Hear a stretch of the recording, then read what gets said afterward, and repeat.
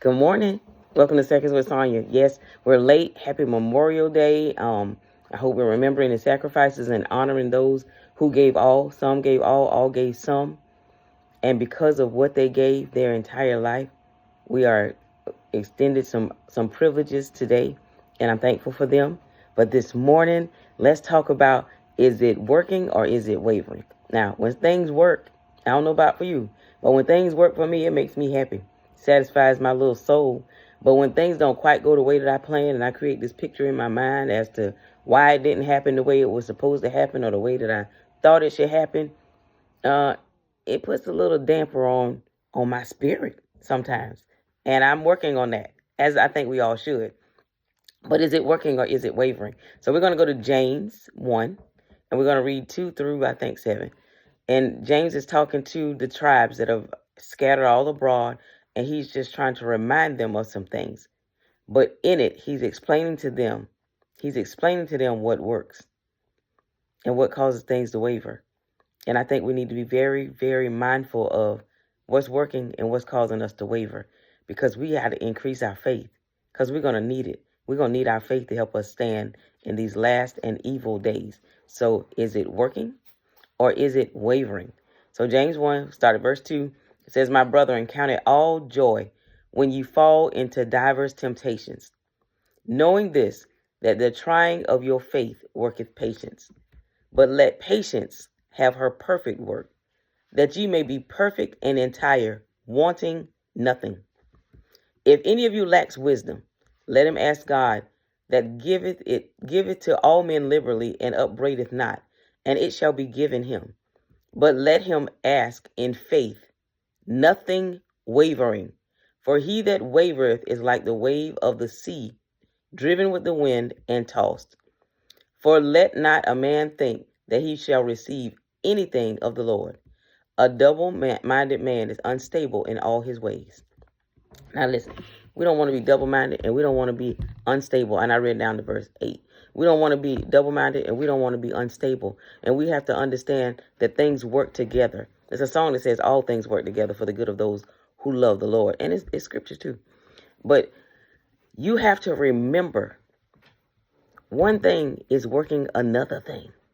And in order for us, I shouldn't say you, in order for us to get to a place where we want nothing, I want to get to that place. I want to be whole, and I don't want to want anything. I want to be perfected, and I want my works to be perfect in his sight, because man gonna always have something different to say. It says, let nothing waver. So you can't be out here being tossed by every wind and doctrine. Let patience have her perfect work. Let patience have her perfect work. I'm going to read it from the New Living Translation, and it says it differently. I don't think it doesn't say it patience.